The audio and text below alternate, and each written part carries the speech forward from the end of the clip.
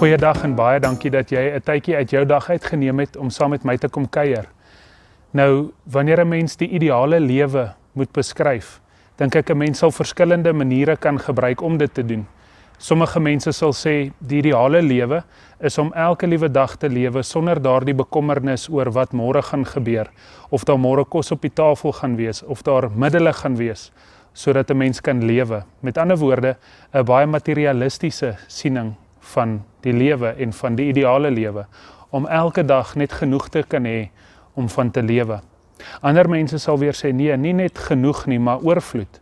Om oorvloedig te kan hê, om baie te kan hê, om al daardie dinge te kan hê wat ek in my hart begeer, dit sal die ideale lewe wees. Daai mooi kar, daai mooi huis of wat ook al, dit is 'n nog meer materialistiese siening van die ideale lewe. Ander mense sal weer sê, nee, liefde, om liefgehad te word en om ander lief te kan hê, dit sal die ideale lewe wees. Hoe sal jy die ideale lewe beskryf? Nou, ons is op hierdie oomblik in 'n tyd van die kerklike jaar wat bekend staan as die lydenstyd, en in hierdie tyd is ek en jy, soos Jesus se disippels, in sy voetspore besig om hom te volg, op weg saam met Jesus, van Galilea af, die provinsie waarin Jesus groot geword het, na Jerusalem toe, die provinsie waar Jesus uiteindelik sou sterf en ook uit die dood uit sou opstaan. En op hierdie pad is die vraag, maar hoe lyk die ideale lewe? Hoe lyk die ideale lewensweg agter Jesus aan?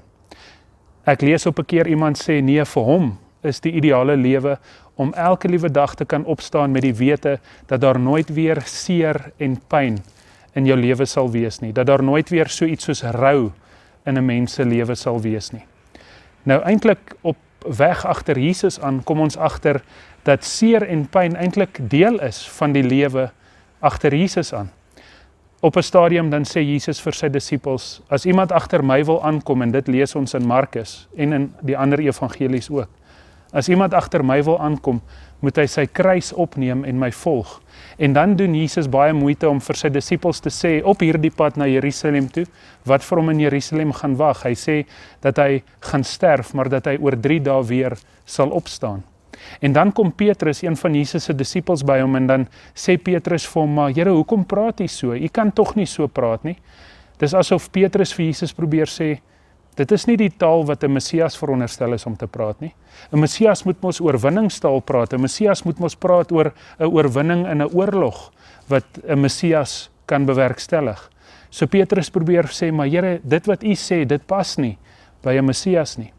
En dan sê Jesus vir hom, kom voor my weg, Satan. Jy staan in my pad, as dit ware, is dit wat Jesus vir hom sê. So wat is Jesus eintlik besig om vir Petrus te sê? Ek dink Jesus probeer vir Petrus wys dat die pad agter hom aan nie 'n pad is wat gevrywaar is van seer en van pyn en van lyding en van rou nie. Dit is nie net so op die pad agter Jesus aan nie, dit is so van my en van jou lewenspad. Deel van ons lewe is dat daar tye sal kom waar ons sal seer hê, is dat daar tye sal kom waar ons gaan lyding ervaar, is dat daar tye gaan kom waar ons gaan moet rou. En so baie van ons het al iets in hierdie lewe verloor, het ons nie? Dalk het jy iemand onlangs baie naby aan jou verloor en jy sukkel om daaroor te kom, jy sukkel om dit te verwerk. En dit voel asof hierdie bagasie deel is van jou alledaagse lewe. Of dalk is dit 'n werk wat jy onlangs verloor het, of dalk 'n verhouding wat verbrokkel het, of wat ook al die geval mag wees.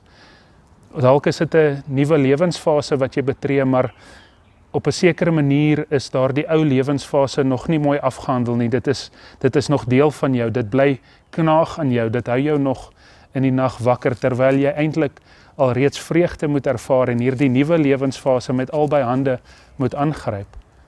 Al hierdie dinge is 'n vorm van verlies, en 'n verlies moet oor gerou word. Hoekom moet ons rou oor ons verliese? Ek dink ons word opgeroep om behoorlik te rou oor ons verliese, sodat ons oop en ontvanklik genoeg sal wees vir die volgende wat op my en jou pad gaan wag. Vir die volgende lewensfase, vir die volgende werk wat dalk oor ons pad mag kom, vir die nuwe lewe waar ons afskeid geneem het van daardie persoon wat verlang deel was van ons lewe. as ons nie ordentlik rou en op 'n waardige manier totsiens sê vir daardie ou deel van onsself nie, hoe kan ons oop en ontvanklik wees vir die nuwe wat vir ons wag? Bagasie sal daar altyd wees. Ons sal altyd in 'n sekere sin daardie seer saam met ons dra. Maar as ons nie ordentlik en waardig genoeg daaroor kan rou nie, sal daardie seer elke liewe dag vir ons opvreet. Sal dit elke liewe dag ons lewens so vul dat ons nie die wonder en die mooi van die hier en die nou in ons lewens meer kan raak sien nie.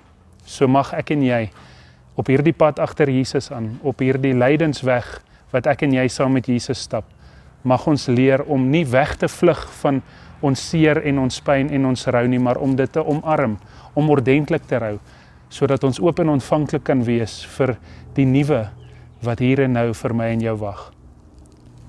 Hemelvader, baie dankie vir 'n nuwe dag in ons lewens. En Vader, U weet hoeveel seer en hoeveel pyn ons saam met ons dra. U weet van al daardie gedeeltes van onsself wat ons nog nie oor gerou het nie, al daardie stukkies bagasie wat ons nog te gewillig op ons skouers ronddra. Vader, wil U ons help, wil U vir ons krag gee om ordentlik daaroor te rou, sodat ons oop en ontvanklik kan wees vir die nuwe wat vir ons wag. Hierdie nuwe wat op die pad saam met U vir ons wag. Ons vra dit alles in die groot en heilige naam. Amen. Baie dankie dat jy saam met my kom kuier het vandag. Ek hoop jy het 'n mooi dag verder.